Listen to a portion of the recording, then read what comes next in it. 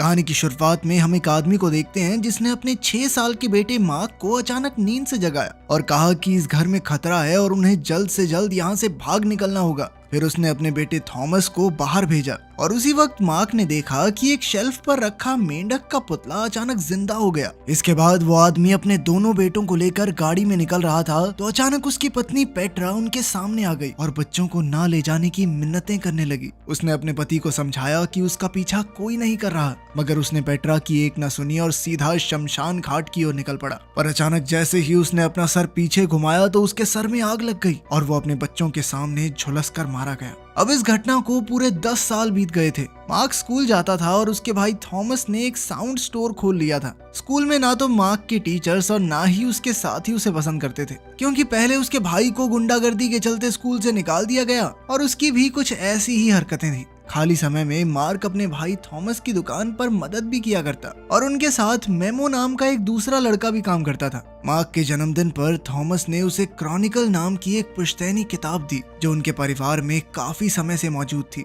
इस दुनिया में ब्लैक टावर नाम की एक अलग दुनिया के बारे में बताया गया था, जिसमें कई सारे खतरनाक जानवर ग्रिफिन नाम के एक शैतान के लिए काम करते थे। ग्रिफिन का असली मकसद इंसानों की दुनिया पर राज करना था और इस किताब के मुताबिक उनके परिवार के आदमी ही ग्रिफिन से इंसानों की रक्षा करते थे। ये किताब लेकर मार्क घर लौट आया और शांति से उसे पढ़ने लगा। उसे लग रहा था कि ये सब मनगढ़ंत कहानियां हैं, मगर उसमें बताई हुई चीजें और नक्शे बिल्कुल असली लग रहे थे। उन खूनी तस्वीरों को देखकर अचानक मार्क एक अजीबोगरीब जगह पर टेलीपोर्ट हो गया और उसी पल एक खूंखार जानवर उसके सामने आ गया। मार्क तुरंत अपनी जान बचाने के लिए दौड़ा और अचानक एक गड्ढे में गिर गया। वो जानवर एक कुल्हाड़ी से मार्क का काम तमाम करने ही वाला था कि अचानक मार्क चीख पड़ा और वापस अपने बेड पर आ पहुंचा। अगली सुबह जब मार्क स्कूल गया तो क्लास में बेकी नाम की एक नई लड़की आई, मगर बाकी बच्चों ने पहले ही बेकी को मार्क और उसके भाई के बारे में उल्टी सीधी पट्टी बढ़ा दी थी। उन्होंने बताया कि थॉमस ने एक टीचर को थप्पड़ मार दिया था, जिस वजह से उसे स्कूल से निकाल दिया गया और मार्क तो पता नहीं कब से अपने दिमाग का इलाज ही करवा रहा है, क्योंकि वो बचपन की उस डरावनी रात को भुला नहीं पा रहा।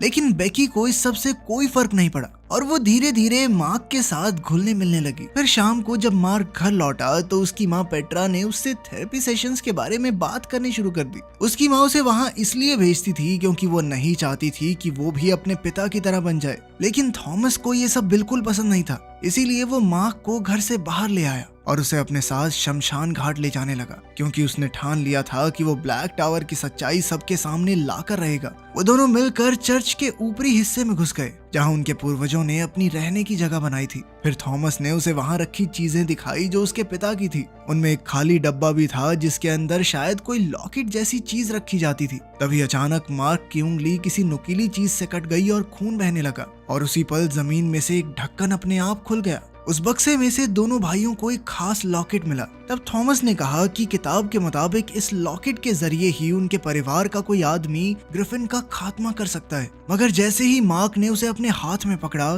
तो अचानक शमशान घाट में मौजूद पत्थर की मूर्तियां जिंदा हो गई। मार्क और थॉमस अपनी जान बचाने के लिए दौड़े, लेकिन उनमें से एक शैतान की मूर्ति उनके सामने आकर खड़ी हो गई। इससे पहले कि वो दोनों भाइयों पर हमला करती, एक फरिश्ते की मूर्ति उनकी जान बचाने आ पहुंची। उन दोनों मूर्तियों में लड़ाई शुरू हो गई और इसी दौरान दोनों भाई चर्च में जाकर छुप गए और रात को वहीं दुबककर सो गए। अगली सुबह जब मार्क की आंख खुली तो थॉमस वहां नहीं था। उसने चर्च से बाहर आकर फरिश्ते की मूर्ति का शुक्रिया अदा किया और अपनी गाड़ी में थॉमस को ढूंढने निकल पड़ा। घर जाकर उसने क्रॉनिकल किताब खोली तो उसे अजीबोगरीब आवाजें सुनाई दी जो कह रही थी उसे ब्लैक टावर की दुनिया में जाकर थॉमस को ढूंढना होगा। अब मार्क डॉक्टर पीटर्स के पास पहुंचा जो उसके थेरेपिस्ट थे।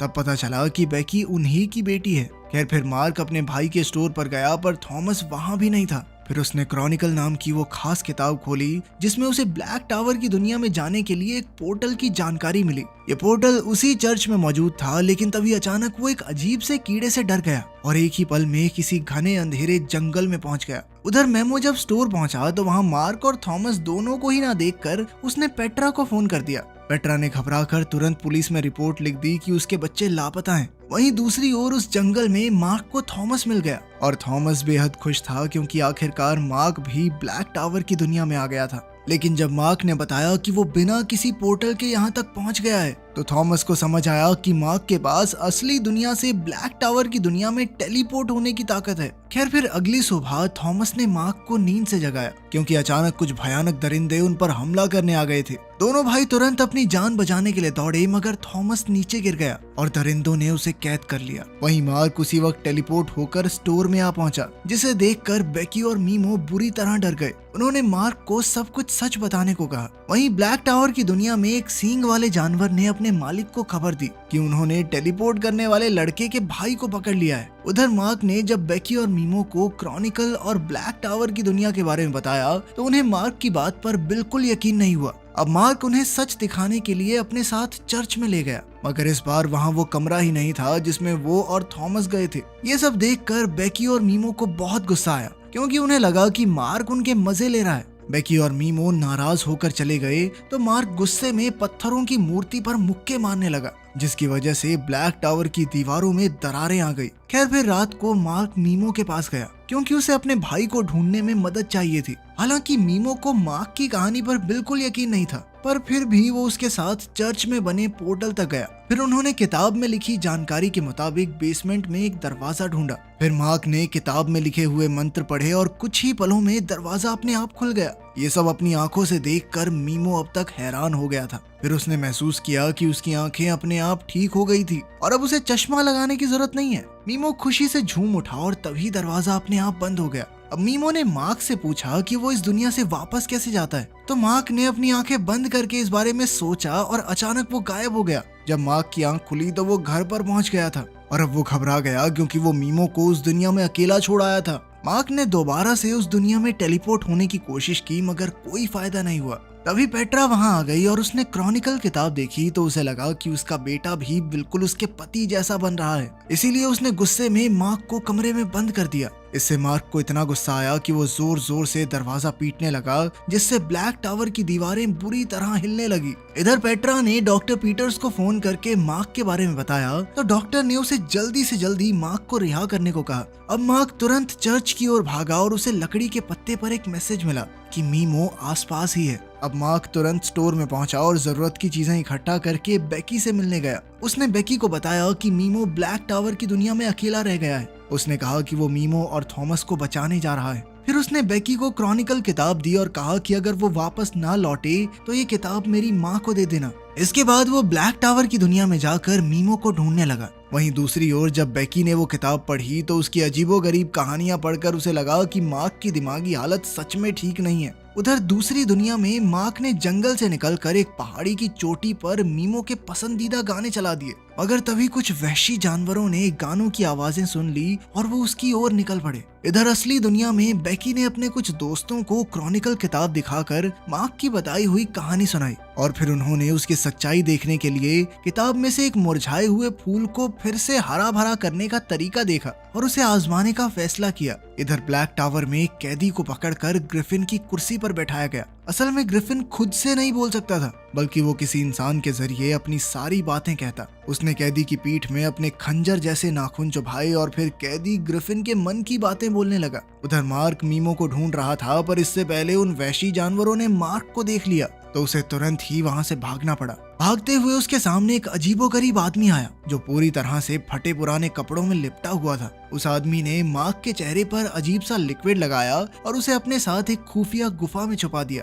वहीं दूसरी ओर बेकी ने किताब के बताए तरीके के मुताबिक मुरझाए हुए फूलों पर पानी छिड़का और अपने दोस्तों के साथ बड़ी आस लगाकर उसके खिलने का इंतजार करने लगी, मगर ऐसा कुछ भी नहीं हुआ। इससे निराश होकर बेकी ने चर्च में बने पोर्टल को खोलने की आखिरी कोशिश करने का फैसला किया और तब जाने से पहले उसके दोस्त ने फूल को पानी के ग्लास में डाल दिया। उधर ब्लैक टावर की दुनिया में जानवरों के जाने के बाद उस आदमी ने अपना नकाब हटाया और मार्क को बताया कि वो मीमो है। दरअसल असली दुनिया में जब एक दिन बीतता है तो उतने समय में यहाँ कई हफ्ते बीत जाते हैं और इसी वजह से उसकी दाढ़ी मूंछ काफी बड़ी हो गई थी। खैर इसके बाद मीमो और मार्क थॉमस को ढूंढने के लिए आगे बढ़े तो उन्हें कुछ कैदियों का कारवां दिखाई दिया। तभी उन्होंने देखा कि थॉमस भी उनमें से एक था, मगर अभी वो उसकी मदद नहीं कर सकते थे वरना वो खुद भी दबोचे जाते। पर तभी उन जानवरों की नजर उन दोनों पर पड़ गई और वो अपनी जान बचाने के लिए भागे। भागते भागते वो एक पहाड़ी की चोटी पर आ गए जिसके आगे खाई थी। इधर असली दुनिया में बेकी और उसके दोस्तों ने क्रॉनिकल के हिसाब से सारे मंत्र पढ़े और पोर्टल को खोलने की कोशिश की,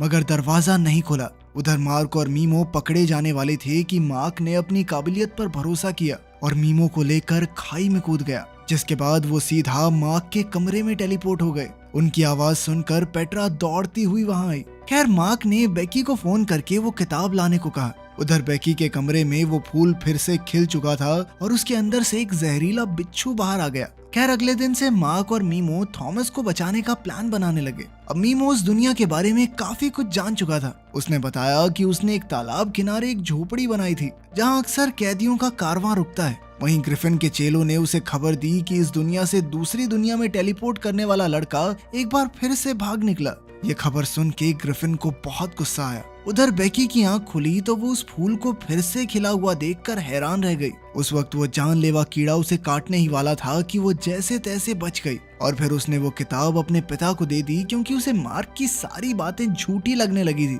जब उसने स्कूल में मार्क को इस बारे में बताया तो मार्क को बहुत ज्यादा गुस्सा आ गया। उधर जब बेकी के पिता डॉक्टर पीटर्स ने वो किताब पढ़ी तो उन्होंने पेट्रा के पास जाकर कहा कि उसके बेटे की दिमागी हालत ठीक नहीं है। ये सुनकर तो पेट्रा ने मार्क को पागल खाने में भर्ती करवाने का फैसला कर लिया। कुछ ही समय में उनके घर पर एम्बुलेंस और पैरामेडिक्स मार्क को लेने आ पहुंचे, लेकिन मार्क उनसे बचकर भाग निकला और सीधा चर्च जा पहुंचा। वहाँ मीमो पहले से ही उसका इंतजार कर रहा था, लेकिन जल्द ही पैरामेडिक्स वहाँ भी आ गए तो उन दोनों ने मिलकर उनका मुकाबला किया। तभी अचानक एक नकाब पोश आदमी वहाँ आया और एक एक पैरामेडिक को बुरी तरह पीटा, जिस वजह से उनमें से एक की मौत ही हो गई। इस सब में मार्क और मीमो किसी तरह बच निकले। कुछ ही पलों में पेट्रा चर्च पहुंची तो उसने मार्क को चर्च से बाहर आते देखा और उसके कपड़े खून से सने हुए थे।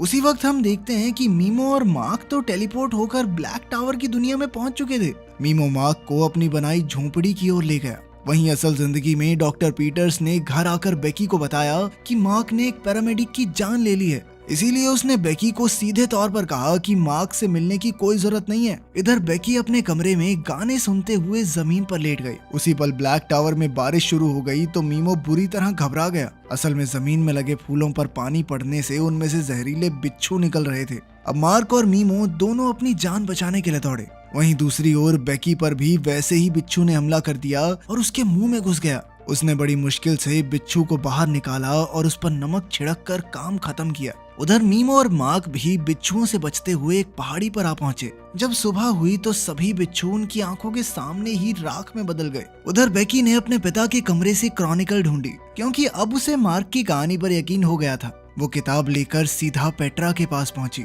उधर मीमो और मार्क चलते चलते पहाड़ों में बने एक तालाब पर आ पहुंचे। इधर धरती पर जब बेकी के पिता घर आए तो उन्होंने अपने खून से सने कपड़े निकालकर जला दिए। तब ये खुलासा होता है कि डॉक्टर पीटर्स ने ही मार्क का भेष बनाकर चर्च में पैरामेडिक की हत्या की थी। इसके बाद हम देखते हैं कि ग्रिफिन के महल में एक बिना चेहरे का राक्षस आया जिसने कहा कि उसने मार्क को इंसानी दुनिया में जाने से रोकने की पूरी कोशिश की, मगर वो नाकामयाब रहा। उधर मार्क ने मीमो की झोंपड़ी देखी तो वो उसकी मेहनत से काफी खुश हुआ। उस झोंपड़ी की छत से वो इस रास्ते से गुजरने वाले हर एक कारवां पर नजर रख सकते थे। वहीं दूसरी ओर बेकी ने पेट्रा को सब कुछ बता दिया। वहाँ एक डिटेक्टिव भी मौजूद था और उसे भी लगा कि इस वक्त शहर में बहुत अजीबोगरीब घटनाएं हो रही हैं। बेकी ने उन दोनों को मार्क के पूर्वजों की पूरी कहानी सुनाई, पर तभी उसे एहसास हुआ कि वो अपना बैग अपने ही दोस्त की गाड़ी में भूल गई थी और उसके बैग के अंदर ही वो किताब थी। वहीं ब्लैक टावर की दुनिया में मार्क और मीमो रात को आग जलाकर आगे के प्लान के बारे में सोच रहे थे।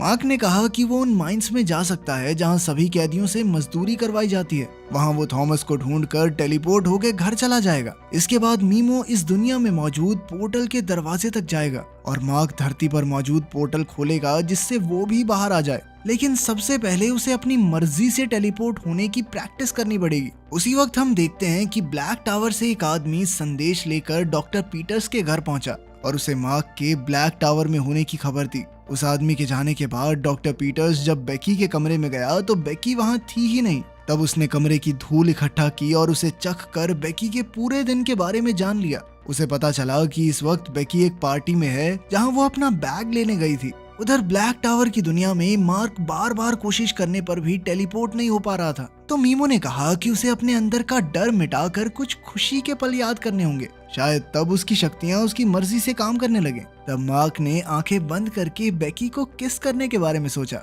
और उसी पल वो वापस धरती पर टेलीपोर्ट हो गया। अब वो तुरंत मीमो के पास वापस भी आ गया, पर मीमो ने उसे बताया कि वो 2 दिन के लिए चला गया था। खैर, अब मार्क को याद आया कि टेलीपोर्ट करने के लिए पूरे दिल से यकीन करके उस जगह के बारे में सोचना पड़ता है। उधर हम देखते हैं कि बेकी को अपने दोस्त के घर की किचन में अपना बैग मिला जो पूरी तरह गीला था। उसने तुरंत क्रॉनिकल किताब बाहर निकाली तो साथ में उसे खिला हुआ फूल भी मिला। वो समझ गई कि इसमें से निकला हुआ बिच्छू जरूर यहाँ पर मौजूद लोगों पर हमला करने वाला है। अब उसने नमक का डिब्बा उठाया और बिच्छू को रोकने निकल पड़ी। इधर दूसरी दुनिया में मार्क को किसी के पैरों की आहट सुनाई दी और उसने उठकर देखा कि ये उसके पिता थे। वो मार्क पर अपनी मौत का इल्जाम लगाने लगे। मेमो ने उसे समझाने की कोशिश की, पर तब मार्क को लगा कि कोई उसके दिमाग में घुसने की कोशिश कर रहा है। इधर डॉक्टर पीटर्स भी बेकी का पीछा करते हुए उसी पार्टी में पहुंचे जहां एक लड़की पर उस बिच्छू ने हमला कर दिया था। बेकी उसकी मदद के लिए दौड़ी, पर तभी उसके पिता ने उसके सामने आकर उसे अपने वश में कर लिया और उसे चुपचाप घर वापस जाने का हुक्म दिया। इस वक्त पेट्रा और डिटेक्टिव भी इस पार्टी में मौजूद थे और अचानक उन्होंने बच्चों को हवा में उछलते देखा और जोर जोर से चिल्लाने की आवाजें भी आने लगी। कुछ ही पलों में हॉल खाली हो गया और तब उन्होंने देखा कि ये बिच्छू जैसा दिखने वाला बेहद खतरनाक जानवर था। डिटेक्टिव ने बंदूक निकालकर गोली चलाने की कोशिश की, पर जानवर ने उस पर हमला कर दिया। उसी पल पेट्रा ने बंदूक चलाकर उसे मार डाला। तभी डॉक्टर पीटर्स अंदर आया और वो बिच्छू एक भालू में बदल गया। उधर ब्लैक टावर की दुनिया में मार्क की आंख एक बार फिर से मछलियों के कराहने से खुल गई और वो गुस्से में मीमो से बहसने लगा। तब मीमो ने कहा कि उसके पिता की मौत का जिम्मेदार मार्क खुद है। तब मार्क गुस्से से आग बबूला हो गया और वो मीमो को बेरहमी से पीटने लगा। इस वजह से ब्लैक टावर की दीवारें एक बार फिर से थरथराने लगी और फिर ग्रिफिन ने मार्क को पकड़ने के लिए शिकारी भेज दिए। उधर मीमो लकड़ी इकट्ठा करके झोंपड़ी के पास वापस लौटा तो उसने देखा कि मार्क एक और मीमो को पीट रहा था। जैसे ही मीमो ने उस दूसरे मीमो को छुआ तो अचानक वो गायब हो गया, लेकिन रेत में उसके पैरों के निशान बता रहे थे कि वो किस तरफ भाग रहा है। मीमो ने उसी दिशा में पीछे से एक लकड़ी फेंकी जो सीधा उस बहरूपिये को जा लगी और वो अपने असली रूप में आ गया। फिर उन दोनों ने मिलकर उसे एक जगह पर बांध दिया। जब मीमो और मार्क ने उसे आग लगाने की धमकी दी तो उस बहरूपिये ने बताया कि वो ग्रिफिन का एक जादूगर है और उसके पास लोगों को असलियत में वही दिखाने की ताकत है जो वो देखना चाहते हैं। उसने ये सब ग्रिफिन के कहने पर किया था। तभी अचानक उन्हें किसी के आने की आवाज सुनाई दी। उधर धरती पर शहर के लोगों को पार्टी में हुए हादसे के बारे में पता चला, लेकिन ये कोई नहीं जानता था कि सर्कस का भालू पिंजरे से बाहर आया कैसे। लेकिन सच तो डिटेक्टिव और पेट्रा ही जानते थे कि असल हमला तो एक बिच्छू ने किया था।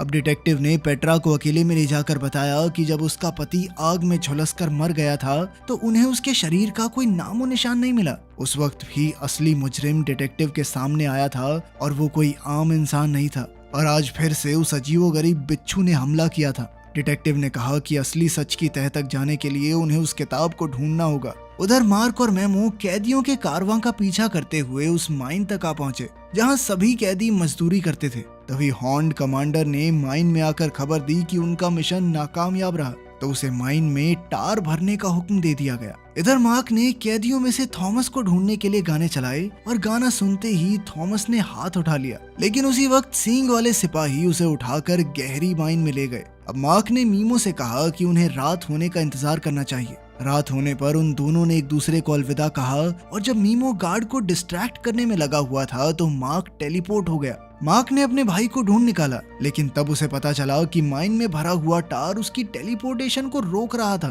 तब थॉमस ने उसे बताया कि ग्रिफिन का असली मकसद तो मार्क तक पहुंचना है और थॉमस को इसी काम के लिए इस्तेमाल किया गया था। दरअसल ग्रिफिन अब इंसानों की दुनिया तक पहुंचने के लिए मार्क की शक्तियों का इस्तेमाल करने वाला था। उसी वक्त मीमो पोर्टल की तरफ भागने लगा और सींग वाले सिपाहियों की फौज को अपने पीछे लगवा लिया। वहीं दूसरी ओर दोनों भाई आपस में लड़ने लगे कि ग्रिफिन का सामना कौन करेगा। तब मार्क अपनी शक्ति दिखाते हुए गुफा की दीवार में अपने पिता के उसी खास लॉकेट की ताकत से छेद कर देता है। दोनों भाई तो वहां से भाग निकले, लेकिन बेचारा मीमो गलत फंस गया। उन वहशी सिपाहियों का सामना करते हुए उसके हाथ की उंगलियां तक कट गई। उसी वक्त मार्क और थॉमस वहां पहुंचे और उन्होंने सिपाहियों को मारकर घायल मीमो को बचाया। उधर जब ग्रिफिन को उन तीनों के भागने का पता चला तो वो गुस्से में आग बबूला हो गया और वो भी जल्द से जल्द उस पोर्टल तक पहुंचने की कोशिश में लग गया। लेकिन जैसे ही तीनों लड़के बिल्कुल पोर्टल के दरवाजे पर थे तो थॉमस ने अचानक मार्क से वो लॉकेट मांगा। जब मार्क ने इससे इनकार कर दिया तो थॉमस ने जबरदस्ती वो लॉकेट उससे छीन लिया। तभी ग्रिफिन भी उड़कर उनके पास आ पहुंचा। वहीं असल दुनिया में डिटेक्टिव और पेट्रा बेकी को उसके घर से बाहर ले जा रहे थे, जबकि डॉक्टर पीटर्स ऐसा नहीं होने देना चाहते थे। उधर मार्क होश में आया और धुएं में थॉमस की आवाज सुनी।